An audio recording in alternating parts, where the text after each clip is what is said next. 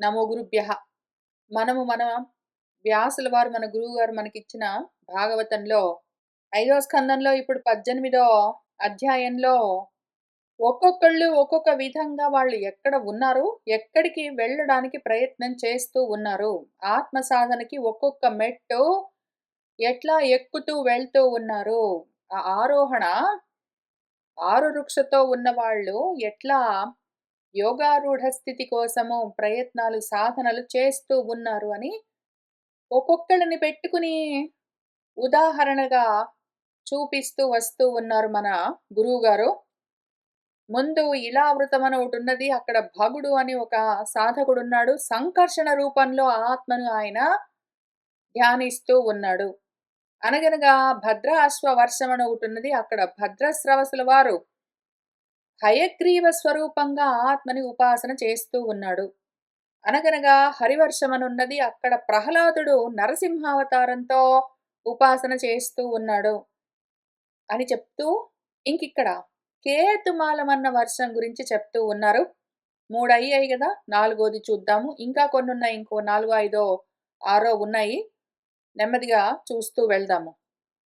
మనము ఎంతవరకొచ్చామో ఇందులో ఇక్కడ మన హరివర్షంలో ప్రహ్లాదుడు చెప్తూ ఉన్న విషయాలన్నీ చూస్తూ ఉన్న సమయంలో, హరివర్షంలో మన ప్రహ్లాదుడు హరిని అంటే అన్నింటినీ హరించే తత్వం ఏదున్నదో దాన్ని నరహరి రూపంలో ఉపాసన చేస్తూ ఉన్నాడు గదా! ఆయన చెప్తూ ఉన్న మాటల్లో ఒక ముఖ్యమైన మాటను పట్టుకుని 2 రోజులు మనము అధ్యయనం చేశాము. చాలా లోతుగా విచారణ చేశాము. అంగజము అని. ఈ అంగజాన్నే పట్టుకుని మళ్ళీ కొంత మనము విచారణ చేద్దాం. ఇంకా కొంచెం మనం దాన్నే పట్టుకుని సాగదీద్దాం. ఎందుకు అంటే మరి అట్లా ఉంది మరి పరిస్థితి. మనకు అన్నీ ఇంటర్ కనెక్టెడ్ విషయాలు కాబట్టి ఒకదానితో ఒకటి అన్నింటికి సమన్వయం ఉన్నది కాబట్టి మనం దాన్ని అట్లా అన్వయం చేసుకుని చూడవలసి ఉన్నది. అందుకనే అంగజాన్ని మళ్ళోసారి చూద్దాం. ఈ అంగజం ఏదున్నదో దాన్ని హరించేది ఒక తత్వం ఉన్నది. ఇంతకీ అంగజమేమి అని అర్థం చేసుకోవాలి. మనం ఎంతవరకొచ్చామో అంగజమే మనస్సు అని చూసుకున్నాం. మన్మథనము అన్నాము. అంగజమే మనకు ఏదైతే కాముడు అని పిలుస్తారో అది అయి ఉన్నది అవన్నీ చెప్పుకుంటూ వచ్చాం గదా! దాన్ని మళ్ళీ ఇంకోసారి జ్ఞాపకం చేసుకుందాము. ఈ అంగజము ఏమయ్యింది అని ముందు చూసుకుందాము. అంగజము అంటే ఏమి అని చూసాము. కాముడు అవన్నీ కలుపుకొని మనము మనస్సుని మధించామంటే మాత్రము అంగతి గచ్చతి ఇతి అని కర్మల్లో నుంచి జన్మించేదేదున్నదో, కోరికలతో కూడి ఉన్నదేదున్నదో, ఇంక అదే పనిగా కదులుతూ ఉండేదేదున్నదో మనసు. ఎందుకంటే కదులుతూ ఉండేవి రెండే రెండున్నాయి. ఒకటి ప్రాణము, ఒకటి మనస్సు. కాబట్టి ఇక్కడ మనస్సు, అంగజము అనేవన్నీ మనము అంగజం గురించి చూస్తూ వచ్చాం గదా! ఇంతకీ ఈ అంగజం ఏమైంది ఫైనలీ? అయితే అయింది అంగజము కామం గావచ్చు, ఇంకేదైనా గావచ్చు గానీ, ఇదింతకి ఏమయ్యింది అని మనకు మన పురాణాలు కథగా చెప్తాయి. మనకందరికీ తెలిసిన కథ. అనగనగా మన శివుడు, పార్వతి కూడవలసి ఉన్నది. వాళ్ళు విడిగా ఉంటే మనకు కుదరదు. బ్రహ్మాండం కలగదు కాబట్టి కుమారాలు కలగవు. శివుడు, పార్వతి వేర్వేరుగా ఉన్నారు అంటే శివుడు పురుషుడు, పార్వతి అంటే ప్రకృతి, మాయ, శక్తి. ఆ 2 వేరు వేరుగా ఉండాలి, కూడి ఉండాలి. ఆ 2 వేరు వేరుగా ఉండి కూడాలి. ఇదొక విచిత్రం. శివపార్వతులు అంటే పురుషుడు ప్రకృతి లేదా పరబ్రహ్మము దాని శక్తి కలిసే ఉన్నాయి అంటే మనకు పని చేయదు. ఉపయోగం లేదు. బ్రహ్మాండం జగత్తు కలగదు. ఆ 2 వేరవ్వాలి.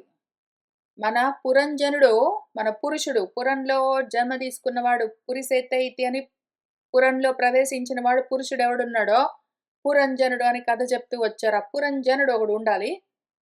వాడికి ఒక ప్రమద ఉండాలి. వాడికో భార్య ఉండాలి ప్రకృతి. ఆ ప్రకృతి వాడికి ఆ అనుభవాలన్నీ ఇస్తూ ఉండాలి. ఇదంతా జరుగుతూ ఉండాలి. ప్రాణాలవన్నీ బెట్టుకుని, ఇంద్రియాలన్నీ బెట్టుకుని. అయితే ఈ 2 ఉన్నాయి అంటే అప్పుడేమైంది? జీవుడు అక్కడ జగత్తుగా అది విడిపోతుంది. వాడిని వాడు ద్వితీయంగా చూసుకున్నాడంటే మాత్రము జీవుడు జగత్తుగా విడిపోతుంది. కానీ దానివల్ల గూడా మనకు ఉపయోగం లేదు. ఆ 2 కలిసున్నాయి అసలు విడదీయరాకుండా ఒకటే అయి ఉన్నాయి అంటే మాత్రము ఉపయోగం లేదు. అది ఏకమేవ అద్వితీయం ఆత్మ అదట్లా ఉంటుంది. ఇంకయిపోయింది. ఇంక జగత్తు లేదు, వ్యవహారాలు లేవు, అనుభవాలు లేవు, ఏమీ లేవు. అవేవైనా కావాలి అనుభవాలు అంటే మాత్రము నన్ను నేను నాకు వేరుగా చూసుకోవాలి. పురుషుడినైన నేను నన్ను నాకు వేరుగా చూసుకుంటే నాకు నేనే ద్వితీయమయ్యాను అంటే అప్పుడది నా ప్రకృతిగా, శక్తిగా ఒకవేళ వేరుగా ఉన్నది అంటే జగత్తు కల్పించబడవచ్చు. ఇంక అప్పుడే అనగనగా ఆకాశం ఉంది, ఆకాశంలో గాలి ఉందని మొదలవుతుంది.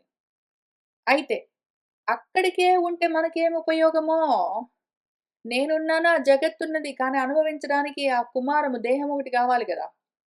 కుమారము అంటే కుత్సితంగా మరణించే తత్వంతో అంటే రుజువుగా కాకుండా అనృతంగా, అసత్తుతో కూడి ఎందుకు?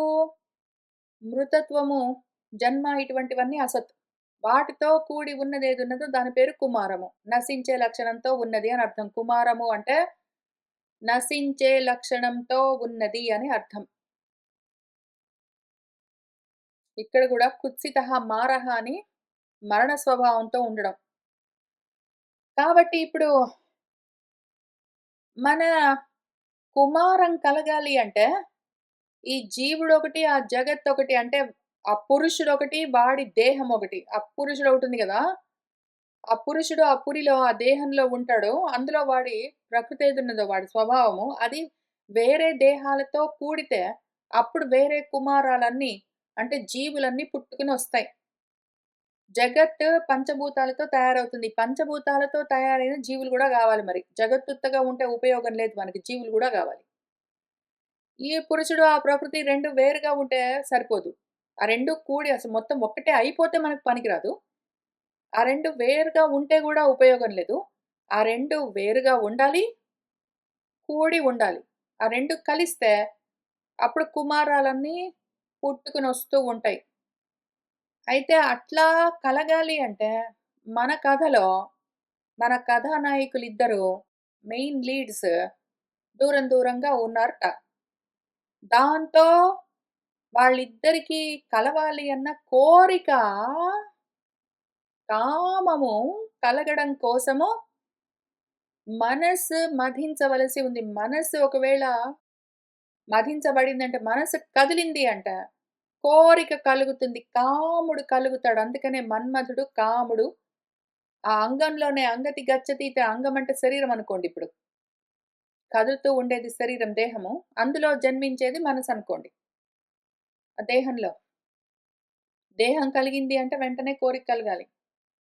ఇప్పుడు ఆ రకంగా మన్మథం జరిగేసరికి, కామం కలిగేసరికి, ఒకవేళ వాళ్ళిద్దరూ కూడి పిల్లల్ని కంటూ వెళ్లారంటే సరిపోయేది అక్కడికి అయిపోయేది. మన కథ సుఖాంతమయ్యేది. మళ్ళీ దీనికొక ట్విస్ట్ ఏమి అంటే, ఆ పురుషుడికి జ్ఞానం ఉన్నది. వాడు కేవలము పురంజనుడు గాదిక్కడ.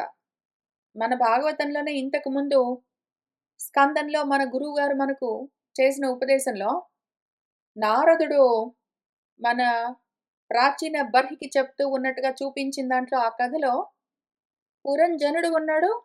ఆ పురంజని ప్రమద ఆయన భార్య అంటే ప్రకృతి. ఆ 2 కలిసి ఏంటో నడుస్తూ ఉంది విషయము. అయితే కానీ ఇక్కడ ఈ కథలో అట్లా కాదు.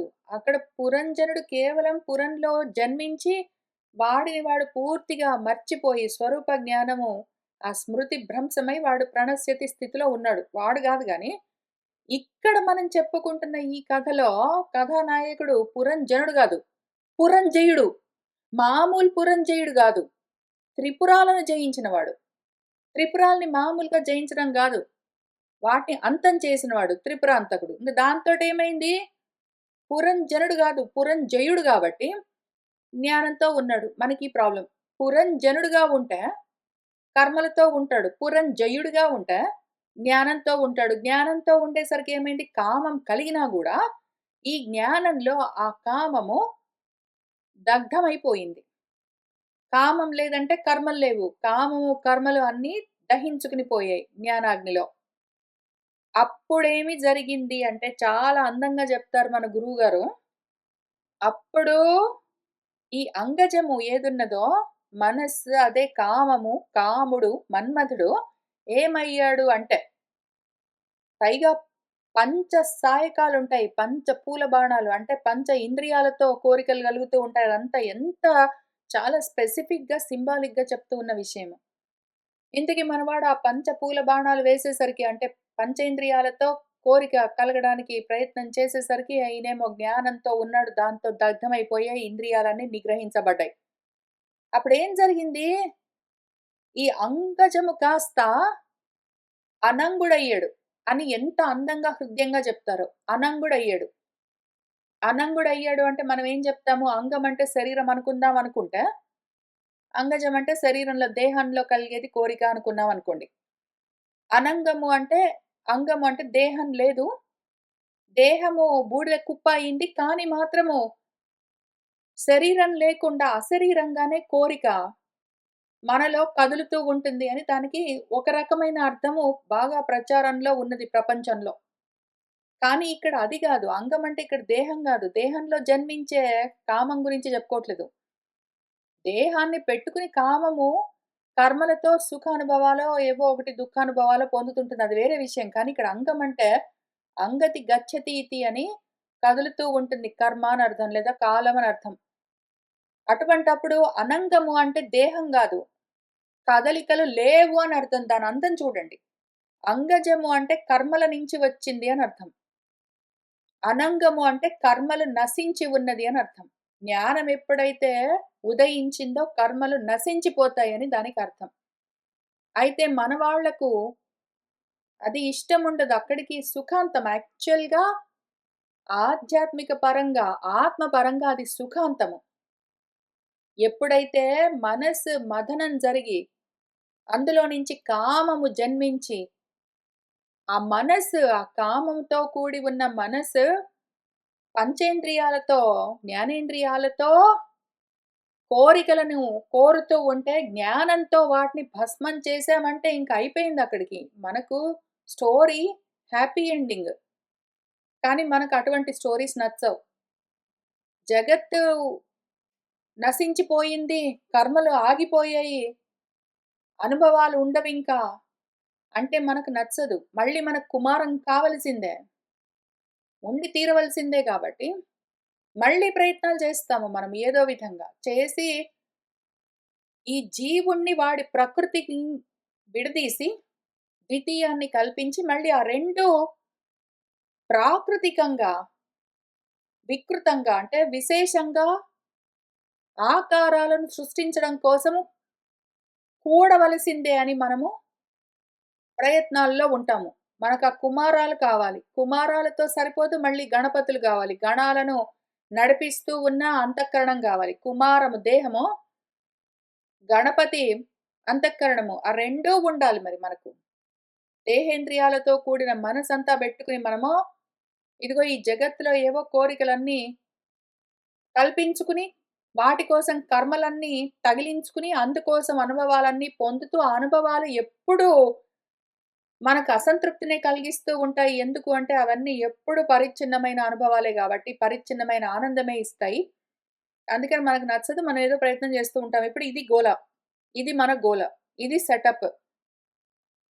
ఈ అంగజము ప్రయత్నంతో హరింపబడింది అంటే, ముకుందము మనకు మోక్షాన్ని ఇస్తుంది. ఇంక అక్కడికి ఆగిపోవచ్చు గదా! కానీ అట్లా ఆగబుద్దవ్వదు. మనము ఆ కాముడిని కోరుకుంటాము. అది ఇప్పుడు. ఇవాళ మన కథలో కథానాయకుడు ఎవరు అంటే కాముడు. కామదేవుడు. కామదేవుడిని మనము ఇక్కడ భజిస్తూ ఉన్నాము. కోరికలతో ఉండి, కాలంలో కర్మలు చేస్తూ, కామాన్ని మనము కామిస్తూ ఉన్నాము. అది మన కథా వస్తువు. ఇవాళ మన గురువుగారు మనకు నేర్పిస్తూ ఉన్న దాంట్లో. కాబట్టి ఎక్కడ ఉన్నాడో మనవాడు సాధకుడు అని చూద్దాము. ఇంతకుముందు ఇక్కడ నరసింహదేవుణ్ణి అనిరుద్ధ రూపంలో మనోమయ ఆత్మగా సత్వగుణంతో ప్రహ్లాదుడు భజించాడు అని చూపించారు గదా! ఇంక దానికన్నా కిందికొస్తున్నాం ఇప్పుడు. రజోగుణంతో ఉండి, కర్మలలో ఉండి, కాలంతో తగులుకుని, కామాలతో ఉండి, బుద్ధితంత్రంతో ఉండి, కామదేవుణ్ణి ప్రద్యుమ్నుడిగా ఎందుకు ప్రద్యుమ్నము? మనస్సు అనిరుద్ధం ఎందుకంటే దాన్ని నిరోధించడం కష్టం, అడ్డుకోవడం కష్టం. బుద్ధి ప్రద్యుమ్నం ఎందుకంటే అన్నింటిని ప్రకాశింపచేస్తూ ఉంటుంది అని. జ్యుతి అంటే ప్రకాశం. ప్రద్యుమ్నము అంటే ఏదైతే ప్రకృష్టంగా అన్ని వస్తువులను ప్రకాశింపచేస్తూ బుద్ధే కల్పిస్తూ ఉంటుంది. అంతా బుద్ధి తంత్రము అని అర్థం. ప్రద్యుమ్నము అంటే. బుద్ధి తంత్రంగా కల్పించబడ్డ ఈ జగత్తును, ఆ జీవులను, ఆ జగత్తు ఏదో ఉన్నది అని, ఆ ప్రకృతంతా అదిగో జీవులన్నీ, కుమారాలన్నీ, అదిగో ఇంద్రియాలన్నీ, గణపతులన్నీ ఇవన్నీ బెట్టుకుని కూర్చునేది ఏదున్నదో ఇవన్నీ ఉన్నాయి, ఉన్నాయి, ఉన్నాయని వాటన్నింటిని కల్పించుకుని వాటిని చూస్తూ ఉన్న బుద్ధి తంత్రం ఏదున్నదో అది ఇప్పుడు కూర్చొని ఇంకా ఆలోచన మొదలుబెట్టుకున్నది. ఆ సాధకుడు ఇక్కడున్నాడు. వాడేం జేస్తాడు ఇక్కడి నుంచి ఇక్కడికి వెళ్ళడానికి సత్వగుణానికి ఏది మామూలు సత్వగుణం త్రిగుణాలలో ఉన్న సత్వగుణం గాదు. సత్వానికి వెళ్ళిపోవాలి అని వాసుదేవాన్ని కామదేవ రూపంలో ఇక్కడ ఆరాధన చేస్తూ ఉన్న శ్లోకాలు వస్తూ ఉన్నాయి. చాలా ఇంట్రెస్టింగ్ విషయం. చాలా బాగుంటుంది. చూస్తూ వెళ్దాము. అనగనగా కేతుమాలే అపి భగవాన్ కామదేవస్వరూపేణ లక్ష్మ్యాः ప్రియచికీర్షయా ప్రజాపతేః దుహితॄణాం పుత్రాణాం తద్వర్షపతీనాం పురుషాయుష అహోరాత్ర పరిసంఖ్యానానాం యాసాం గర్భాః మహాపురుష మహాస్త్ర తేజసా ఉద్వేజిత మనసాం విధ్వస్తాః వ్యసవః సంవత్సరాంతే వినిపతంతి. అనగనగా కేతుమాల వర్షం. ఇవన్నీ వర్షాలు గుర్తుకున్నాయి గదా మనకు.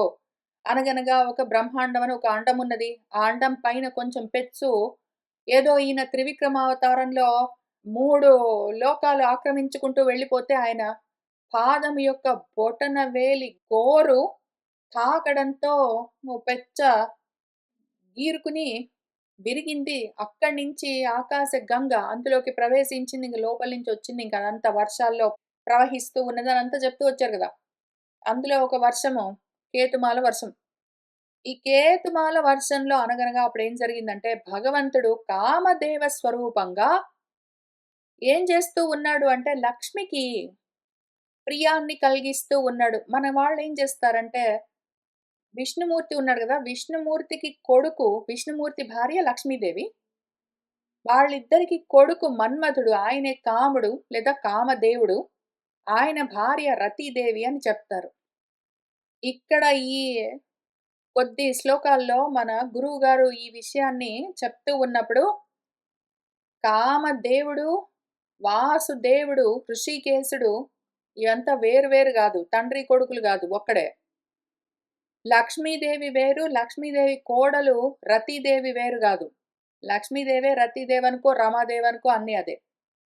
నువ్వు కామదేవుడనుకో, వాసుదేవుడనుకో, ఋషికేశుడనుకో, నువ్వు లక్ష్మి అనుకో, రమ అనుకో, రతి అనుకో అంతా ఒకటే అని చూపిస్తూ ఉన్నారు. కాబట్టి ఇక్కడ భగవంతుడు కామదేవుడి రూపంలో ఉంటాడు. లక్ష్మికి ప్రియాన్ని కలిగిస్తూ ఉంటాడు. చికీర్ష అంటే చెయ్యాలన్న కోరిక ఇచ్ఛతో.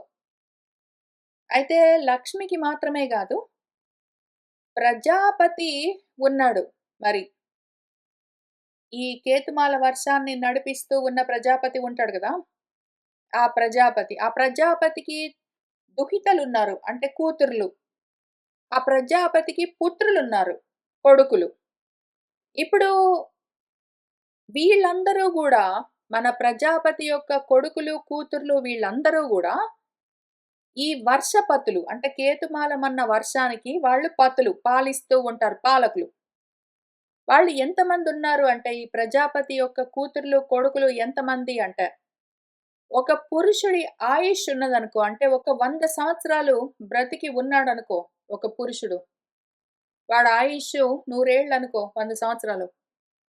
ప్రతి సంవత్సరానికి 365 రోజులు ఉన్నాయనుకో. అందులో 365 పగళ్ళు, 365 రాత్రులుంటాయి.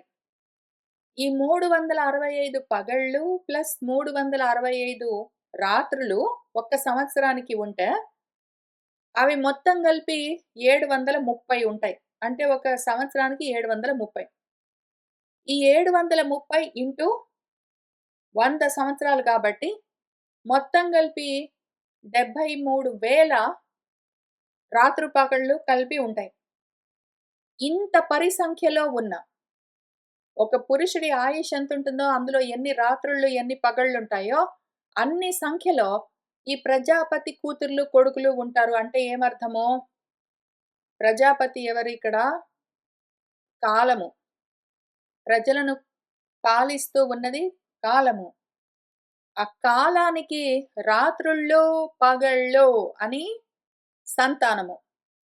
ఇప్పుడు ఈ 73,000 మంది ఎవరున్నారో వాళ్ళు ఆ కేతుమాలమన్న వర్షాన్ని పాలిస్తూ ఉండగా, వాళ్ళందరినీ కూడా మన కామదేవుడి రూపంలో భగవంతుడు ప్రియాన్ని కలిగిస్తూ ఉంటాడు. అంటే కాల స్వరూపము, కామ స్వరూపం అయి ఉంటాడు. ఇక్కడ ఒక కాలము, ఇక్కడ ఒక కామము. కామం అంటే స్వభావం. స్వభావం ప్లస్ కాలం. ఇంక మిగిలిందేమి కర్మ. అది గూడా జూద్దాము. ఇప్పుడు ఈ రాత్రి పగళ్ళను నువ్వు భార్యాభర్తలనుకో. దాంతో ఏమవుతుంది? వాటి గర్భాలు ఎప్పుడు చూసినా విధ్వస్తమవుతూ ఉంటాయి. వ్యసవహ అసువులు పోతూనే ఉంటాయి. అంటే ఏమి? మన సంవత్సరానికి గర్భాలు బిడ్డలంటే ఏమి? ఒక సంవత్సరానికి బిడ్డలంటే ఏమి? రోజులు, క్షణాలు, నిమిషాలు, పక్షాలు, మాసాలు, అయనాలు అని ఏవున్నాయో ఇవన్నీ సంవత్సరం యొక్క గర్భాలు. ఎందుకు అంటే అవందులో కలుగుతూ ఉంటాయి, నశిస్తూ ఉంటాయి. ఒక సంవత్సరానికి ఎన్ని సెకండ్లు, ఎన్ని నిమిషాలు, ఎన్ని రాత్రులు, ఎన్ని పగళ్ళు, ఎన్ని రోజులు, ఎన్ని పక్షాలు, ఎన్ని మాసాలు, ఎన్ని అయనాలు, ఎన్ని ఋతువులు అవన్నీ ఎన్నున్నాయో, అవన్నీ గూడా సంవత్సరం యొక్క గర్భాలు అనుకున్నామంటే, అవన్నీ గూడా ఉంటాయా? ఉండవు. సంవత్సరం తిరిగేసరికి ఇవన్నీ నశిస్తాయి. మళ్ళీ కొత్త సంవత్సరానికి కొత్త గర్భాలన్నీ బయలుదేరుతాయి. ఆహ్, ఎందుకు సంవత్సరం తిరిగేసరికి క్యాలెండర్ అయిపోయేసరికి ఇవన్నీ ఎందుకు నశిస్తాయి అంటే, కాలము గ్రసిస్తుంది. కాలము రూపంలో వీటన్నింటిని గ్రసిస్తూ వెళ్తూ ఉంటుంది ఆ మహాతత్వము. మహాపురుషుడి యొక్క మహా అస్త్ర తేజస్సుంటుంది మరి. కాల అస్త్రమేదున్నదో దాన్ని చక్రాయుధం అని గూడా పిలుస్తారు. ఆ మహాపురుషుడి యొక్క అస్త్రాన్ని చక్రాయుధం అని పిలుస్తారు. కాల చక్రమే మహా అస్త్రము. దానికి 100 అంచులని పిలుస్తారు. ఎందుకంటే ఇదిగో సంవత్సరం లెక్కబెట్టుకుని ఆ రోజులన్నీ ఎన్నున్నాయో అన్ని అంచులుంటాయి దానికి. ఆ తేజస్సు ఎట్లా ఉంటుంది అంటే, ఆ తేజస్సు వల్ల ఉద్వేగం చెందిన మనసులతో ఉండి, ఆ కాలము ఉద్వేగం కలిగిస్తూ ఉంటే, క్షోభ కలిగిస్తూ ఉంటే చేష్టలు బయలుదేరుతాయని మనకు మన భాగవతంలోనే ఇంతకు ముందు చెప్తూ వస్తూ ఉన్న స్కందాల్లో ఎక్స్‌ప్లెయిన్ చేశారు. కాబట్టి కాలము వల్ల ఉద్వేగం చెంది కర్మలు బయలుదేరితే ఆ మనసులో, ఈ కాలము, ఆ కాలంలోని ఆ కర్మలు, ఆ మనసులోని కామాలు అన్నీ కూడా విధ్వంసమైపోతూ ఉంటాయి, నశిస్తూ ఉంటాయి, మళ్ళీ కలుగుతూ ఉంటాయి. అసువులు ఈ విధంగా క్షయిస్తూ ఉంటాయి. మొత్తం సంవత్సరం గడిచింది అంటే సంవత్సరాంతంలో సంవత్సరం అయిపోయింది అంటే మొత్తం అన్నీ గూడా మినిపతంతి నశిస్తాయి. మళ్ళీ ఫ్రెష్ సంవత్సరం బయలుదేరుతుంది. మళ్ళీ మొత్తం కాలం, కర్మలు, మనసు, అందులోని కోరికలు ఇవన్నీ ఉంటూనే ఉంటాయి. వీటన్నింటిని కామదేవ రూపంలో సంతోషాన్ని కలిగిస్తూ ఉంటుంది ఆ భగవత్ తత్వం. ఎందుకంటే కోరుకునేవి అట్లా ఉంటాయి గాబట్టి. వీళ్ళు ఆ ఉద్వేగం చెందిన మనసుతో ఉన్నవాళ్ళు ఆ కాలం చేత ఉద్వేగం పరుగులు మొదలుపెడతారు. కాలం టైం చూసుకోవడం, పరుగులు మొదలుపెట్టడం. 7 అయిందనడం ఏదో పనికెళ్ళిపోవడం. 10 అయిందనడం ఏదో పనేయడం. ఏదో 4 అయిందనడం టీ తాగడానికెళ్ళిపోవడం. రాత్రి 10 అయింది అది పడుకోవడానికెళ్ళిపోవడం. ఈ రకంగా ఆ మహాపురుష మహాస్త్రమేమి కాలము. దాని తేజస్సు అట్లా ఉంటుంది. ఇంక వీళ్ళు ఉద్వేగం చెంది మనసులతో పరుగులన్నీ పెడుతూ ఉన్నవాళ్ళు నశించిపోతూనే ఉంటారు. ప్రతి సంవత్సరము వాళ్ళ ఆయుర్దాయం నశించిపోతూ ఉంటే, వాళ్ళు తెలుసుకోకుండా ఉంటారు. కానీ మళ్ళీ అదే పనిలో ఉంటారు. వీళ్ళందరికీ అక్కడే ఉండి కాలస్వరూపంగా ఆ దేహాల్లోనే కామదేవుడి రూపంలో వాళ్లకు ప్రీతి కలిగిస్తూ ఉన్నదేదున్నదో ఆ భగవత్ తత్వము దాని గురించి ఇక్కడ చెప్తూ ఉన్నారు. ఇప్పుడు ఈ తత్వాన్ని ధ్యానం చేస్తున్నదేమో గూడా మనకు తెలియాలి. అతీవ సులలిత గతి విలాస విలసిత రుచిరహాస లేస అవలోక లీలయా కించిత్ ఉత్తంబిత సుందర భ్రూమండల సుభగ వదనారవింద శ్రియా రమాం రమయన్ ఇంద్రియాణి రమయతే. మనకు ఈ కాముడెవరు? ఇంద్రియారాముడు. ఇంద్రియారామత్వాన్ని కలిగిస్తూ ఉన్నవాడు. ఈ కామదేవుడు వాసుదేవుడే పాపము. వసించి ఉండి ప్రకాశిస్తూ ఉన్నాడు. కానీ అది సచ్చితే మనకు ప్రియము, సచ్చిదానందము మనకు ఏ రూపంగా ఉన్నదిక్కడ? కోరికల రూపంలో. ఏ కోరిక? ఆత్మరతి గాదు. మనకు రతీదేవి ఉంటే ఉన్నదా? రతీదేవి మనకు ఆత్మరతిగా ఉంటే బాగుంటుంది. ఆ కామదేవుడితో కూడి ఉన్న రతీదేవి ఏ కామము? ఆత్మను కామిస్తూ ఉన్న మనకు ఆత్మరతిగా ఉంటే బాగుంటుంది. కానీ అదే రతీదేవి కామదేవులమై ఉన్న మనకు ఇంద్రియ భోగాల యొక్క రతి గురించి కామనలు కలిగిస్తూ ఉంటేనే మనకు ప్రమాదం. కానీ ఇక్కడ ఆ రూపంగా ఉన్నది. మన కామదేవం ఎట్లా ఉన్నది అంటే అతీవ బాగా ఎక్కువగా సులలితమైన గతులతో చక్కగా వయ్యారంగా నడుస్తూ విలాసంగా విలసితమైతూ ఉన్న రుచిరమైన అందమైన హాసము నవ్వులతో లేసము కొంచెంగా మాత్రంగా అవలోకనాలు కొంచెం కొంచెంగా అరమోడ్పు కన్నులతో చూపులతో లీలగా అరమోడ్పు కన్నులతో చూడ్డం చిరుదరహాసాలతో ఉండడం వయ్యారంగా నడుస్తూ ఉండడం ఈ రకంగా వీటన్నింటితో మనల్ని మాయ చేస్తూ ఉంటే పైగా అక్కడికే కాదు వయ్యారంగా నడుస్తూ విలాసంగా నవ్వుతూ లీలగా చూస్తూ అంత మాత్రమే కాదు కించిత్ కొంచెం ఉత్తంబిత సుందర భ్రూమండల సుభగ వదనారవింద స్త్రీలతో కించిత్ కొంచెంగా ఉత్తంబిత కొంచెం కళ్ళు కనుబొమలు కొంచెం ఎగరేసి ఆహా సుందరమైన ఆ భ్రూమండలంతో కూడి ఉన్న సుభగమైన సౌభాగ్యవంతమైన వదనారవిందంతో ముఖమన్న పద్మము అందులోని స్త్రీయలు కళలతో అసలు కళలొలుకుతూ ఉన్న అందమైన సుందరమైన పద్మం లాంటి ముఖము ఆ ముఖంలో అందంగా వంపు తిరిగి ఉన్న కనుబొమలు ఆ కనుబొమలు కొంచెం పైకి విరుస్తూ ఏదో మన్మధుడి ధనుస్సుని విప్పార్చినట్టు వాటి కింద ఆ అందమైన మన్మధుడి ధనుస్సులాగా అందంగా ఉన్న కనుబొమల కింద అందమైన విశాలమైన కన్నులు చలాకీగా తిప్పుతూ అంతకన్నా కింద అందమైన పద్మం వంటి ముద్దొచ్చే పెదవులతో విలాసంగా నవ్వుతూ అందమైన రుచిరమైన దేహం కదులుతూ ఉండగా నడుస్తూ ఇవన్నీ మన కళ్ళ ముందు తిరుగుతూ ఉంటే ఇంకా మన మనసు రమించక ఏమవుతుంది? ఇప్పుడు ఇట్లా నేను వర్ణిస్తూ ఉంటేనే ఊహించుకుంటేనే సాకారంగా కామదేవుణ్ణి ఊహించుకుంటూ ఉంటేనే మనసు కదిలి కదిలిపోతూ ఉన్నది, రమిస్తూ ఉన్నది అంటే, ఆ రకంగా మన ఇంద్రియాలను రమింపచేస్తూ ఒకవైపు, రమను కూడా రమింపచేస్తూ ఒకవైపు రమిస్తూ ఉన్న తత్వం అది. కామదేవ తత్వం. ఇది విషయము. కాలంతో, కర్మలతో, కోరికలతో కాబట్టి మనము దీన్నిక్కడ బుద్ధి తత్వము అని నిర్ణయించుకున్నాము. రజోగుణంతో ఉంటేనే కాలంలో కర్మలు బెట్టుకుని కోరికలతో పరుగులు బెట్టేది కాబట్టి ఇక్కడ సాధకుడు రజోగుణంతో ఉన్నది అని మనం కనిపెట్టింది అందుకని. రమ అంటే రమించడము. అదే పనిగా రమిస్తూ ఉండడము, రమింపచేస్తూ ఉండడము. ఏమి రామత్వము? ఆత్మారామత్వం అయితే బాగుంటుంది. ఇంద్రియ రామత్వం కాబట్టే మనకింత కష్టము. మనకు ఆత్మారామత్వమయ్యి ఆ రమ అయితే మంచి. ఇంద్రియ రామత్వమై ఈ రమ అయితేనే మనకు కష్టం. మనకు ఆత్మరతితో ఉన్న ఆ రతి బాగుంటుంది. ఇంద్రియ రతులతో ఉన్న ఈ రతితోటే మనకు కష్టము. ఆత్మను చూపించే ఆత్మకు లక్ష్యమై ఉన్న లక్ష్మి మనకు అత్యవసరము. అనాత్మలను లక్షించేందుకు వీలుగా మనకు కనిపిస్తూ, ఇదిగో ఇవన్నీ ఉన్నాయి, ఉన్నాయని మనకు లక్ష్యాలన్నీ ఏర్పరుస్తూ ఏదో ఒక లక్ష్యంతో ఉన్నానండి. నేను యాంబిషన్‌తో, ఎయిమ్‌తో ఉన్నాను అని ఇవన్నీ ప్రాపంచికమైన లక్ష్యాలన్నీ మనకు చూపిస్తూ ఉన్న లక్ష్మితో మనకు కష్టము.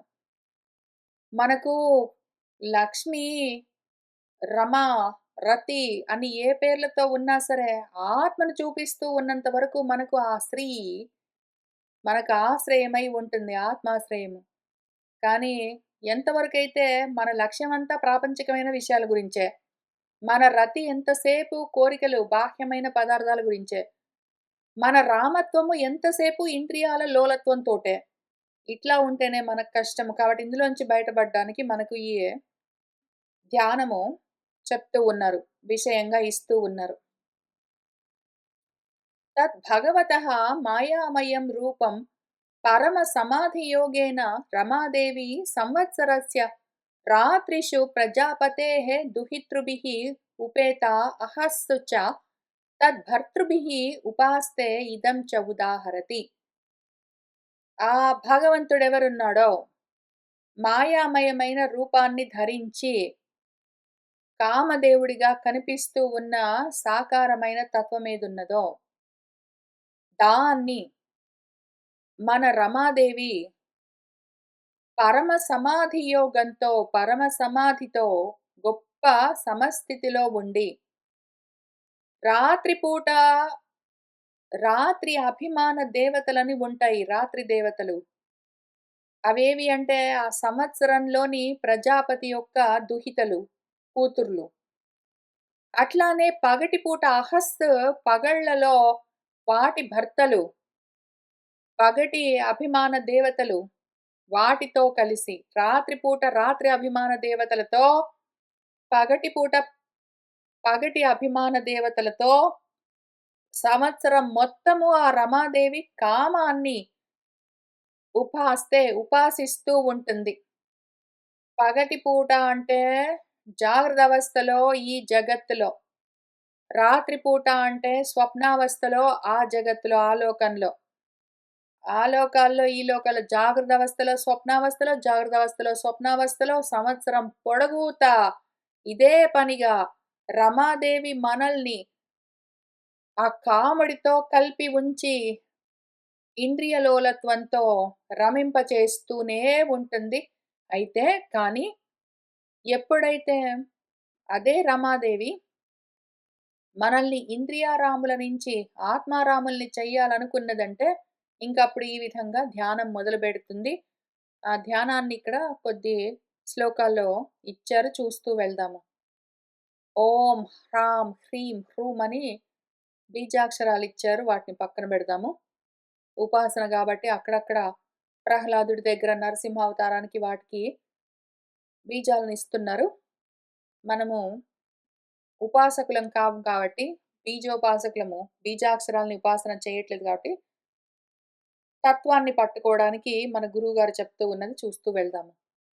ఓం నమో భగవతే ఋషికేశాయ సర్వగుణ విశేషైః విలక్షితాత్మనే ఆకూతీనాం చిత్తీనాం చేతసాం విశేషాణాం చాధిపతయే షోడశకళాయ ఛందోమయాయ అన్నమయాయ అమృతమయాయ సర్వమయాయ సహసే ఓజసే బలాయ కాంతాయ కామాయ నమస్తే ఉభయత్ర భూయాత్. నీకు నమస్కారము. ఎవరికి? ఆ భగవంతుడివైన నీకు నమస్కారము. ఋషికేశుడివైన నీకు నమస్కారము. ఋషికములు అంటే ఇంద్రియాలు అని చెప్తారు. ఎందుకు అంటే ఋషికము అన్న పదానికి అర్థము హర్షం కలిగించేది అని అర్థం. దేనివల్ల నీకు హర్షం కలుగుతుందో, నీకు దేనివల్ల సుఖము, సంతోషం అనిపిస్తుందో వాటిని ఋషికాలు అని పిలుస్తారు. అంటే ఇంద్రియాలు. ఇంద్రియాల వల్లే గదా నీకు హర్షము. ఏదైనా చూస్తే నీకు సంతోషం, ఏదైనా తింటే సంతోషం, ఏదైనా పట్టుకుంటే సంతోషం, ఎక్కడికైనా వెళ్తే సంతోషం ఇట్లాంటివి. ఆ ఇంద్రియాలు నీకు హర్షాన్ని కలిగిస్తాయి కాబట్టి ఇంద్రియాల్ని ఋషికాలు అని పిలుస్తారు. ఆ ఋషికాలను అదుపులో పెట్టుకున్న వాడెవడున్నాడో, ఋషికాలకు ఇంద్రియాలకు ఈశ్వరుడై ఉన్నవాడెవడు. ఎందుకంటే ఇంద్రియాల్ని పెట్టుకునే ఆ ఇంద్రియాలతో మనలను, ఆ ఇంద్రియాలను రమింపచేస్తున్నది ఎవరు? ఆ తత్వం గురించి మనం చెప్పుకుంటున్నాము. మన ఆ ఋషికేశుడు ఇంద్రియాలకు ఈశ్వరుడై ఉన్నవాడు, ఇంద్రియాల్ని శాసిస్తున్నవాడు. అటువంటి నీకు నమస్కారము. సర్వగుణ విశేషైః, సర్వగుణాలతో వాటి యొక్క విశేషాలతో కూడి. గుణాలు అంటే ఆటోమేటిక్‌గా త్రిగుణాలు అనుకుంటాం గానీ, ఇక్కడ గుణాలు ఆ భగవత్తత్వం యొక్క గుణాలు. అవి సాకారంగా ఉండొచ్చు, నిరాకారంగా, నిర్గుణంగా ఉండొచ్చు. నిర్గుణంగా ఉండడం అంటే ఇంక లేకుండా పోవడం అని అర్థం. సాకారంగా ఉంటేనే సగుణంగా గుణాలతో ఉంటుంది. భగవత్తత్వము సగుణంగా ఉండడము అన్నప్పుడు, ఇదసలే వాసుదేవము ఋషికేశమై ఉన్నది గాబట్టి, దీనికి త్రిగుణాలతో సంబంధం లేదు. ఇక్కడ సర్వగుణాలు అంటే ఆత్మతత్వానికి సంబంధించిన గుణాలు. అవన్నీ విశేషాలుగా, విభూతులుగా కనిపిస్తూ ఉంటే, వాటన్నింటితో విలక్షణంగా, వేరు వేరుగా తెలుస్తూ ఉన్న విభూతులుగా ఉన్నవాడా అనర్థం. విభూతి యోగంలో పాండవుల్లో అర్జునుడిని నేనే, గుర్రాల్లో ఉచ్చైశ్రవసని నేనే, ఏనుగుల్లో ఐరావతం నేనే, చెట్లలో అశ్వత్థం నేనే అని ఏం చెప్పారో, ఆ రూపంగా అన్నీ నువ్వే అయి ఉండి, ఈ రూపాలుగా నువ్వు మాకు తెలియబడుతూ ఉన్నావు. అటువంటి నీకు నమస్కారము. ఎట్లా తెలియబడుతున్నావు? చెట్లుగా ఉండొచ్చు, గుర్రాలుగా ఉండొచ్చు, ఏనుగులుగా ఉండొచ్చు, మనుషులుగా ఉండొచ్చు, ఇంకేదైనా ఉండొచ్చు గానీ, నువ్వు మాకెట్లా తెలుస్తున్నావు అంటే, మా ఇంద్రియాల వల్ల. నువ్వేం చేస్తావు? నీకు అసలు కొంచెం గాదు విషయము నీ శక్తి. నువ్వే గుర్రాలుగా, ఏనుగులుగా, చెట్లుగా, వాటిగా, వీటిగా, మనుషులుగా అన్నింటిగా నువ్వే ఉండి, నువ్వే మళ్ళీ మా ఇంద్రియాల్లో ఉండి, ఈ ఇంద్రియాల ద్వారా ఆ ఎదురుగా ఉన్న దృశ్యాలుగా నువ్వే మాకు కనిపిస్తూ, నువ్వే మమ్మల్ని ఆనందింపజేస్తూ ఉంటావు. ఆకూతీనామంటే కర్మేంద్రియాలతో, చిత్తీనామంటే జ్ఞానేంద్రియాలతో. జ్ఞానేంద్రియాల యొక్క విషయాలు ఏవున్నాయో, దృశ్యము, స్పర్శ, శబ్దము మొదలైనవన్నీ. అట్లానే ఆకూతులకు కర్మేంద్రియాలకున్న విషయాలేమున్నాయో పట్టుకోవడం, వదిలిపెట్టడం, నడవడం ఇట్లాంటివన్నీ. వీటన్నింటితో నువ్వే మాకు సగుణంగా, సర్వగుణాలతో వేర్వేరుగా ఉన్నావంటే సగుణంగా నువ్వు మాకు తెలియబడుతూ ఉన్నావు మా ఇంద్రియాల వల్ల. మా ఇంద్రియాలతో నువ్వే మాకు ఇన్ని రూపాలుగా తెలుస్తూ ఉన్నావు. ఈ విధంగా ఆనందాన్ని ఇస్తున్నావిక్కడ. ఇంద్రియాలతో రమింపజేస్తూ ఉన్నాడు అంటే ఎట్లా? ఇంద్రియాలతో రమింపజేస్తూ ఉన్నాడంటే, ఆ ఇంద్రియాల ఎదురుగా ఉన్న విశేషాలు కూడా తానే అయ్యి, ఇంద్రియాల్లో ఉండి ఆ రామత్వం కూడా, ఇంద్రియ రామత్వం కూడా తానే అయ్యి, మళ్ళీ ఇంద్రియాలతో ఆ ఇంద్రియ విషయాలను అనుభవిస్తూ ఉన్న నేను అని రమాదేవిగా గూడా నేనే అయి ఉండి, అన్నింటిగా ఉండి నువ్వే వాటన్నింటికి అధిపతిగా ఉండి, షోడశ కళలతో, షోడశము అంటే 16 కళలు. ఏవి 16 కళలు మనకు?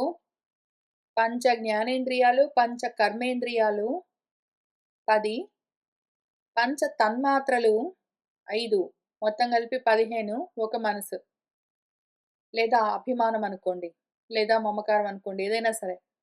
వాటన్నింటితో ఒక 16 కలిసి షోడశ కళ గురించే గదా ఇంతకు ముందు ఇక్కడ మనం కన్‌ఫ్యూజ్ అవ్వకుండా ఎక్స్‌ప్లెయిన్ చేస్తూ వచ్చారు.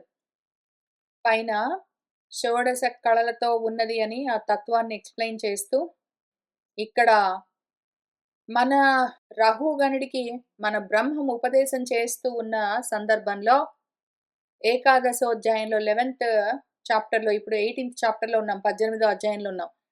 ఆ 11వ అధ్యాయంలో రహుగణుడికి చెప్తూ ఉన్నప్పుడు ఈ రమ ఏదున్నదో రమింపచేసేది ఆ మాయ చేతోభిః ఆకూతిభిః అని వాటితో నిరంకుశంగా నీకు ఏవో ఒక అనుభవాలని ఇస్తూనే ఉంటుంది. అది షోడశాత్మ అయి ఉన్నది అని. ఈ షోడశాత్మ గురించి ఇక్కడ మనకు చెప్తూ ఉన్నారు. కాబట్టి ఇవన్నీ కలిపి చూసుకోవాలి మళ్ళీ. దేనికి దానికి మర్చిపోరాదు. రమాదేవి అనగానే లక్ష్మీదేవి దండాలు పెడతాను నేను మంత్రాలు చదువుతాను గాదు. చెప్తూ ఉన్నది ఏది అని చూసుకోవాలి మనము. కాబట్టి రమారూపంగా ఉన్నది ఇక్కడ చెప్తూ ఉన్నది ఏదున్నదో, మనసేదున్నదో దాన్నే అందుకనే రజోగుణం అని చెప్పుకున్నది మనము. షోడశాత్మగా ఉన్నది. ఆ షోడశాత్మగా ఉన్న తత్వాన్ని ఇక్కడ ధ్యానం చేస్తూ ఉన్నది అని మనము అర్థం చేసుకోవాలి. ఆ విధంగా దాన్ని చదువుతూ వెళ్ళాలి. ఇంతకి ఆ షోడశ కళలతో ఉన్న నీకు పంచ జ్ఞానేంద్రియాలు, పంచ కర్మేంద్రియాలు, పంచ తన్మాత్రలు, ఒక మనసు వీటన్నిటితో ఆ రూపాన్ని ధరించి నువ్వే ఆ ఇంద్రియాలతో నువ్వే రమిస్తూ మమ్మల్ని రమింపజేస్తూ ఉన్నట్టుగా మోహింపజేస్తూ ఉన్నదేదున్నదో అటువంటి నీకు నమస్కారము. నువ్వు ఛందోమయమై ఉన్నావు. ఛందస్సు అంటే ఆలోచన, సంకల్పం అని అర్థం ఉన్నది. ఛందస్సు అంటే శబ్దము. మన వేద వాంగ్మయము, శృతి అని అర్థం ఉన్నది. కాబట్టి వేదమయమై ఉన్నావు నువ్వు, శబ్దమయమై ఉన్నావు నువ్వు, సంకల్ప రూపంగా ఆలోచనగా ఉంటావు నువ్వు. అటువంటి నీకు నమస్కారము. నువ్వు ఎక్కడి నుంచి ఎక్కడి దాకా ఉంటావు శబ్దమయమైన ఈ రూపంతో, శబ్ద బ్రహ్మంగా నువ్వు ఎంతవరకు ఉంటావు అంటే ఎక్కడి నుంచంటే అక్కడి నుంచి. అన్నమయ ఆత్మ దగ్గర నుంచి మొదలుపెట్టి అమృతమయమైన ఆత్మ అంటే ఆనందమయ ఆత్మ. పంచకోశాలు మన తైత్రీయం చెప్పినట్టు మొత్తం బ్రహ్మాండమంతా నువ్వే ఉన్నావు. అక్కడి నుంచి ఇంద్రియాలతో కూడి ఉన్న ఈ దేహంతో, ఆ సంఘాతంతో కలిసి ఉన్నది నువ్వే. ఆ మొత్తం అన్నమయ ఆత్మ, అన్న కోశం దగ్గర నుంచి మొదలుపెట్టి ఆనందమయ కోశం వరకు ఉన్నదంతా నువ్వే. సర్వము నువ్వే అయి ఉన్నావు. సర్వమయమై ఉన్నావు. నువ్వు సహహ అయి ఉన్నావు. నువ్వు ఓజహ అయి ఉన్నావు. నువ్వు బలమై ఉన్నావు. ఓజస్, తేజస్, బలము, ద్యుతి అంతా నువ్వే అయి ఉన్నావు. కాంతమై ఉన్నావు. కాంతము అంటే కామించబడేది అని అర్థము. కాంతః అని. కాంతము అంటే కామించబడేది. ఎవరు? నువ్వు కాముడివి అయి ఉండి, నిన్ను నువ్వే కామించబడుతూ ఉంటావు. కామించబడేది నువ్వే, కామము నువ్వే. నువ్వు కామదేవుడివై ఉండి, మళ్ళీ కాంతుడివై కామించబడుతూ ఉంటావు. కాంతుడివి అంటే కామింపబడేది నువ్వే, కాముడివి నువ్వే. కామము నువ్వే, కామింపబడేది నువ్వే. కామమై ఉండి కామింపబడుతూ రమిస్తూ రమింపజేస్తూ ఉన్నది నువ్వే. కామము నువ్వే, రామము నువ్వే. అటువంటి తే నీకు నమః నమస్కారము. నువ్వు ఉభయత్ర రెండు విధాలుగా కూడా భూయాత్ ఉన్నావు. ఉండవలసి ఉన్నది కూడా. నువ్వు ఉంటే ఉన్నావు కామంగా, కానీ ఉభయత్ర ఉండు నువ్వు. రెండు వైపులు ఉండు. కామము అంటే కేవలము ప్రాపంచికమైన కోరికలతో మాత్రం అక్కడి అనుభవాల కోసం మాత్రమే కాకుండా, ఇంద్రియానుభవాల కోసమే, ఇంద్రియ సుఖాలతో కూడి ఉన్న కామంగా మాత్రమే కాకుండా, ఆత్మానుభవం కోసం కూడా కామమై ఉండాలి నువ్వు. ఉభయత్రా ఉండు. ఉండవలసి ఉన్నది. కాంతమై ఉంటే ఉన్నావు. కామించడం అంటే కోరుకోవడం. నాకు పుత్రులు కావాలి, నాకు వివాహం కావాలి, నాకు ఉద్యోగం కావాలి, నాకు ధనం కావాలి, నాకు గృహం కావాలి, నాకు స్నేహితులు కావాలి, నాకేంటో కావాలి అయితే అయింది. అంత మాత్రమే కాకు ఉభయత్ర రెండు వైపులా ఉండు. ఇటువైపు ఆత్మను కూడా కామించడం అయి ఉండాలి గదా నువ్వు. నువ్వు ఆత్మ కాముకుడివై ఉండాలి. ఆత్మని కామిస్తూ ఉండాలి. ఆత్మే కోరికగా ఉండాలి. కావాలంటే ఇంద్రియాలతో ఉండి, ఇంద్రియ రామత్వంతో, ఇంద్రియ కామత్వంతో, ప్రాపంచికమైన విషయాలతో కూడా ఉంటే ఉన్నావు. ఉభయత్రా ఉండడం మంచిది. ఒక్కవైపే ఉన్నావనుకో నశించిపోతాము. నీ బలం గూడా నువ్వు బలంగా ఉండదలుచుకుంటే ఉండు. ప్రాపంచికమైన కేవలము బాహ్యమైన బలం గాదు. అసత్తు గురించి మాత్రమే బలంగా పట్టుకుని ఉండడం గాదు. బలంగా, జ్ఞాన బలంగా కూడా ఉండాలి నువ్వు. ఉభయత్రా ఉండవలసి ఉన్నది. ఓజస్ అంటే ఏమి? మనోబలము. బలమంటే ఇది కేవలము ప్రాపంచికమైన, శారీరకమైన దృఢత్వం అనుకుంటా. ఇక్కడ మనసు అనుకో. మనసు గూడా మననము, ఆలోచన, ఆత్మాలోచనతో మహత్తుగా ఉండాలది. మహత్ తత్వంగా ఉండాలి. అంతేగాని ఏదో అహంకారంతో కూడి ఉన్న సత్వగుణాత్మకమైన మనస్తత్వం మాత్రమే గాదు, మహత్ తత్వమై గూడా మనస్సై ఉండాలి గదా! ఓజస్సై ఉండాలి. 2గా ఉండాలి మరి నువ్వు ఉభయత్ర. అట్లానే సహస, సహహ అంటే ఏమి? తేజస్సై ఉండాలి. ప్రకాశమై ఉండాలి. అటు ప్రపంచాన్ని గూడా ప్రకాశింప చేస్తూ ఉంటే ఉన్నావు. అక్కడికే ఆగకుండా నువ్వు ఆత్మ ప్రకాశమై కూడా ఉండాలి. ఉభయత్ర ఉండొద్దు నువ్వు.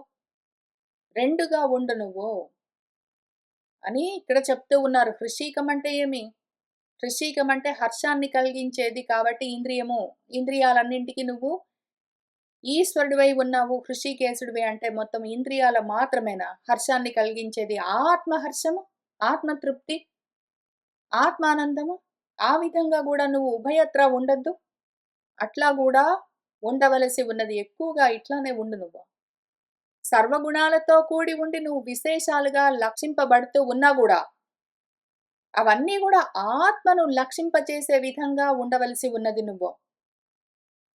ఆకూతులతో అంటే కర్మేంద్రియాలతో, చేతోభిహి అంటే జ్ఞానేంద్రియాలతో, ఇదిగో పంచ తన్మాత్రలతో, పంచ కర్మలతో వీటన్నింటితో కూడా ఉంటే ఉన్నావు. వాటికి అధిపతివి అయితే అయ్యావు. షోడశ కళలతో ఉంటే ఉన్నావు.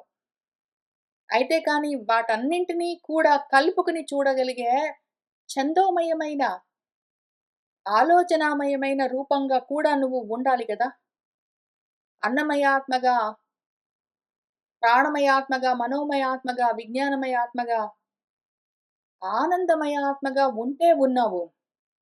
సర్వమయమై ఉన్నాను అన్న సర్వాత్మ భావన కూడా కలిగే విధంగా నువ్వు ఉండాలి గదా! ఇన్నింటిగా ఉండవలసి ఉన్నది నువ్వు. ఆ విధంగా ఉంటూ ఉన్న నీకు నమస్కారము అని చెప్తూ ఉన్నది ఇక్కడ మన సాధకుడు.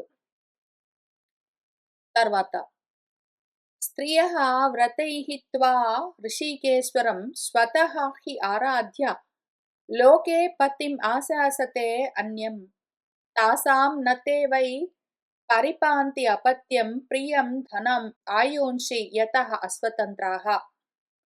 స్త్రీలందరూ స్తృణాతీతి అని ఆచ్ఛాదయతి ఏదైతే మోహం చేత కప్పబడి ఉన్న జీవులన్నీ ఉన్నాయో అవన్నీ కూడా నిన్ను ఋషికములకు ఈశ్వరుడివై ఉన్న నిన్ను స్వతహాగానే నేచురల్ గానే వ్రతాలతో వాటితో ఆరాధిస్తూనే ఉంటారు. ప్రతి వాళ్ళు స్త్రీలు అంటే ఓన్లీ ఆడ బాడీస్ తో ఉన్న వాళ్ళు మాత్రమే కాదు. మోహం చేత ఆచ్ఛాదనం ఎవరెవరికి కలిగిందో ఆ దేహాల్లో ఉన్న వాళ్లకు పురంజనులందరికీ కూడా స్త్రీలు అన్న పదం వర్తిస్తుంది. వాళ్ళందరూ గూడా ప్రతి వాళ్ళు మనుషులందరూ ఏ దేహంలో ఉన్నా సరే స్త్రీ దేహమైనా, పుందేహమైనా వాళ్ళందరూ గూడా ఋషికేశ్వరుణ్ణి ఎందుకు అంటే ఏవో కోరికలుంటాయి, అనుభవాలు కావాలి అని ఆరాధన చేస్తూనే ఉంటారు. ఆరాధిస్తూనే ఉంటారు. వాళ్ళేం చేస్తారంటే లోకంలో అన్యం పతిం ఆశాసతే నీ దగ్గరికొచ్చి ఇంకేదో కావాలి అని కోరుకుంటారు. అన్నింటికి పతి అయినా నీ దగ్గరికొచ్చి వాళ్ళు వాళ్ళ ప్రాణాలు నిలబెట్టుకోవడానికో, వాళ్ళ ఆరోగ్యాలు బాగు జేసుకోవడానికో, వాళ్ళ ఉద్యోగాల కోసమో, ఇళ్ళ కోసమో, బిడ్డల కోసమో, భార్య కోసమో, భర్త కోసమో ఇంక ఏదో కోరుకుంటారు. పతి అయిన నీ దగ్గరికొచ్చి వాళ్ళు వేరే పతిని పాలించేదాన్ని కోరుకుంటూ ఉంటారు. తాసాం వాళ్లకు తే ఆ పతులు వాళ్ళు ఏ భర్తలను కోరుకుంటారో మాకు మీరే ఈ ఉపకారం చేసి పెట్టాలండి అని ఎక్కడెక్కడికో వెళ్లి ఎవరెవరినో అడుగుతారు గానీ, వాళ్ళందరూ గూడా పూర్తిగా పాలించడం అన్నది చెయ్యలేరు. మా బిడ్డలండి వాళ్ళకి ఆరోగ్యం బాలేదండి, వాళ్ళను చూసుకోండి. లేతే మా బిడ్డలకి ప్రమోషన్స్ కావాలండి అట్లాంటివి బిడ్డల గురించి, ప్రియమైన విషయాల గురించి, ధనాల గురించి, ఆయుష్, ఆరోగ్యం గురించి ఏదైనా సరే కావాలి అని కోరుకుంటే వేరే పతులు వాటిని నవై పరిపాంతి ఇవ్వలేరు. ఎందుకు అంటే యతః మిగిలిన వాళ్ళందరూ గూడా అస్వతంత్రులై ఉంటారు. ప్రతి స్వరూపము మనుషులైనా సరే, దేవతలైనా సరే నిన్ను ఆశ్రయించి నీ వల్లనే ఇతరులకు ఉపకారము చేయగలరు. కాబట్టి వాళ్ళు చేసే ఉపకారము నిన్నాధారం చేసుకుని ఉండడం చేత వాళ్ళు అస్వతంత్రులై ఉండడం చేత పరిచ్ఛిన్నమైన ఉపకారమే ఉంటుంది. పూర్తిగా వాళ్ళు పాలించడం అన్నది ఉండదు. లేదా కేవలము ప్రాపంచికంగా దీన్ని అర్థం చూస్తే పోనీ స్త్రీలంటే ఆడవాళ్ళనుకుంటే గూడా, ఆడవాళ్ళున్నారనుకో, ఆడవాళ్ళు నీ దగ్గరికొచ్చి వేరే భర్తలెవరో కావాలి అని కోరుకుని, ఎవరో మగవాళ్ళను వాళ్ళు పెళ్లి చేసుకుంటే, వాళ్ళకెవరో పిల్లలు కలుగుతారు. వాళ్ళకేమో ప్రియమైన వస్తువులుంటాయి, ధనాలుంటాయి, ఆరోగ్యాలుంటాయి. ఇవన్నీ కూడా వాళ్ళ భర్తలు కాపాడగలుగుతున్నారా? ఫర్ ఎగ్జాంపుల్ ప్రపంచంలో ఒక భర్త ఉన్నాడు అంటే, వాళ్ళిద్దరికి పిల్లలు కలిగితే పిల్లలకేమైనా కష్టమొస్తే 100% తండ్రి మొత్తం రిజాల్వ్ చేయగలుగుతున్నాడా? ఒకవేళ వాళ్ళకి ప్రియమైన వస్తువులో, ప్రియమైన మనుషులకు ఏదైనా కష్టమో, నష్టమో వస్తే భర్త ఏమైనా చేయగలుగుతున్నాడా 100%? బిడ్డలకి జరమొచ్చిందో, బిడ్డలు తీవ్రమైన అనారోగ్యంతో ఉన్నారు అంటే భర్త ఏం చేయగలడు? కావాలంటే డాక్టర్ దగ్గరికి తీసుకెళ్తాడు అంతే. ఇంక వాళ్ళు బతికితే బతుకుతారు, లేకపోతే లేదు. బాగోతే అవుతారు, లేకపోతే పోతారు. పూర్తిగా ఏం చేయగలుగుతాడు? నవయి చేయలేడు.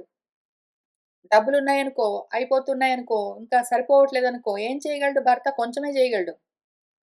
నీకు ఆయుర్దాయం సరిగ్గా లేదనుకో, నీకు ఆయుష్షు తగ్గిపోతూ ఉన్నదనుకో, నువ్వు మరణిస్తూ ఉన్నావనుకో, నీ భర్త ఏం చేస్తాడు మధ్యలో? ఏమి చేయలేడు. ఏమీ చేయలేని వాళ్ళందరిని పట్టుకొని కూర్చుంటావు. అన్నీ చేయగలిగిన వాడి దగ్గరికి వెళ్లి, ఏమీ చేయలేని వాళ్ళ గురించి కావాలి అని కోరుకుంటావు. అన్నీ చేయగలిగిన వాడు, అంతా అయివున్న వాడి దగ్గరికి వెళ్లి, నువ్వే కావాలని కోరుకోకుండా, అన్నీ అయివున్నవాడు, అంతా చేయగలిగిన వాడు, అన్నీ తెలిసిన వాడు ఎవడున్నాడో, అటువంటి వాడి దగ్గరికెళ్లి నువ్వు కావాలి అని అడగకుండా, వాడి దగ్గరికెళ్లి నాకు ఇంకేదో వేరేది కావాలి అని అడుగుతావు. దానివల్ల ఏమవుతుంది? నీకు కలిగేదంతా అల్పమే. రాకుండా పోతుందా అంటే కలుగుతుంది. నువ్వు కొంచెమే అడిగితే కొంచెం గూడా వస్తుంది. అయితే నువ్వు అడగడమే తక్కువగా అడుగుతున్నావు గాబట్టి, నీ తక్కువే వస్తుంది. ఆ వచ్చిన తక్కువ గూడా నశిస్తుంది. దాంతో నువ్వు ఇంకెంతో దుఃఖాన్ని అనుభవిస్తావు. సహ వై పతిః స్యాత్ అకుతో భయః స్వయం సమంతతః పాతి భయాతురం జనం. సహ ఏకః ఏవ ఇతరథా మిదః భయం న ఏవ ఆత్మలాభాత్ అధి మన్యతే పరం. సహ వై పతి వాడొక్కడే పతి. నువ్వు ఇంకేవో ఎవరో నన్ను పాలిస్తారు, నన్ను రక్షిస్తారు, నాకు హెల్ప్ చేస్తారు అనుకుంటూ నువ్వు ఎవరి దగ్గరికి వెళ్ళినా సరే వాళ్ళు కాదు నీకు పాలించేవాళ్ళు, నిన్ను రక్షించేవాళ్ళు, పోషించేవాళ్ళు వాళ్ళందరూ గాదు. దారిన బోయేవాళ్ళు ప్రపంచంలోని వాళ్ళందరూ గాదు. సహవైపతికి ఒక్కడే ఒకడున్నాడు. అన్నింటికి పతి అయి పాలిస్తున్నవాడు ఒక్కడున్నాడు. వాడు స్వయంగా అకుతో భయమై ఉంటే, అసలు పతి అన్న పదము స్త్రీలకు వాడొచ్చు, పురుషులకు వాడొచ్చు. ఏదైతే పాలించి పోషిస్తుందో, రక్షిస్తుందో దాని పేరు పతి. పాలించి, పోషించి, రక్షించేదేదున్నదో అది పతి. ఇప్పుడు ఆ పతి ఏది పతి? పతి అని చెప్పడానికి దానికి ఉండవలసిన లక్షణాలేమి అంటే, అకుతో భయమై ఉండాలి స్వయంగా. దానికి ఏ భయము ఉండరాదు. అది నిర్భయంగా ఉండి, సమంతతః అన్ని వైపులా భయంతో, ఆతురతతో ఉన్న జనాన్ని పాలించేదేదున్నదో, దానికి భయమన్నది లేదు. భయపడుతున్న మిగిలిన వాటిని కాపాడుతూ ఉన్నది అంటే, దాని పేరు పతి. అదే భయపడుతూ ఉన్నది అంటే, దాని పేరు పతి గాదు. నువ్వు ఏదో నీ భర్త అని అనుకున్నావనుకో, వాడికి గూడా భయాలేవి లేకుండా ఉంటాయా? లేదా నువ్వు ఎవరో టీమ్ లీడ్ అనుకున్నావో, లేదో మేనేజర్ అనుకున్నావో, లేదో ప్రెసిడెంట్ అనుకున్నావో, ప్రైమ్ మినిస్టర్ అనుకున్నావో, వాళ్ళకి గూడా భయాలు లేకుండా ఉంటాయా? వాడికి కంప్లీట్‌గా అసలు ఎక్కడి నుంచి గూడా భయమన్నది లేకుండా ఉండాలి. ఏ విధమైన భయం లేకుండా ఉన్నవాడై, పక్కన వాళ్ళకి భయం కలుగుతూ ఉంటే, ఆ భయాన్ని తొలగించేవాడై ఉంటే, ఈ లక్షణంతో ఉన్నవాడు మాత్రమే పతి. అటువంటి వాడు ఏకహ ఏవ ఒక్కడే ఉన్నాడు పతి. వేరే వాళ్ళు ఇంకెవ్వరు పతులు కారు. వాళ్ళందరూ స్త్రీలు. వాళ్ళందరూ భార్యలు, భరింపబడుతూ ఉన్నవాళ్ళు. పతి పాలిస్తూ ఉన్నవాడు భర్త, ప్రభువై ఉన్నవాడు ఒక్కడే ఉన్నాడు. ఏకహ ఏవ రెండోది లేనే లేదు. ఇతరథా ఒకవేళ ఇంకేమైనా అక్కడిక్కడ వేరే వాళ్ళందరూ ఉన్నారు అంటే మిదహ కలిసి నీకు భయాన్నే కలిగిస్తారు. నీలోని భయాన్ని తొలగించడం కుదరదు వాళ్ళకు కంప్లీట్‌గా, శాశ్వతంగా తీయలేరు భయాన్ని. భయాన్ని యాక్చువల్‌గా వాళ్ళతో వీళ్ళతో వ్యవహారాలు పెట్టుకున్నామంటే భయాలు కలిగిస్తారు యాక్చువల్లీ. కాబట్టి ఆత్మలాభాత్ ఆత్మను పొందడాన్ని మినహాయించి, పరంగా వేరేది నువ్వు ఏది పొందినా సరే, ఇంకా అధికమైనది నా మన్యతే కానే కాదు. ఆత్మ లాభాన్ని వదిలిపెట్టి నువ్వు పర విషయాలు ఏవి పొందడానికి ప్రయత్నం చేసినా సరే, అవన్నీ గూడా అల్పమైనవే. ఆత్మ లాభాన్ని మించింది వేరేది లేనే లేదు అని చెప్తారు. నువ్వేం చేస్తావు అటువంటి ఆత్మ దగ్గరికి వెళ్లి, దాన్ని ఏమి కోరుకుంటావు? అనాత్మల్లో ఏవో ఉన్నాయి అవి నాకు కావాలని కోరుకుంటావు. అనాత్మలు నిన్ను కాపాడలేవు. అనాత్మలు నీలోని భయాన్ని, మృత్యు భయాలతో సహా దేన్ని తొలగించలేవు. ఆత్మ మాత్రమే నీలోని మృత్యు భయాన్ని తొలగించి నిన్ను అన్ని విధాలుగా కాపాడేది. దాని దగ్గరికి వెళ్లి నువ్వు దేన్నో కోరుకుంటావో, దానివల్ల నీకు భయం కలుగుతుంది కానీ తొలగదో. అసలు ఆత్మ లాభాన్ని మించి ఇంకేది లేదు అని మన సాధకుడు ధ్యానం చేస్తూ, మననంతో విచారణ చేస్తూ ఉన్న ప్రకరణమిది. ఇంకా కొద్ది శ్లోకాలున్నాయి. మనం నెమ్మదిగా అధ్యయనం చేస్తూ వెళ్దాము. ఇవాల్టికి ఇక్కడికి ఆపుతున్నాను. శుభం భవతు.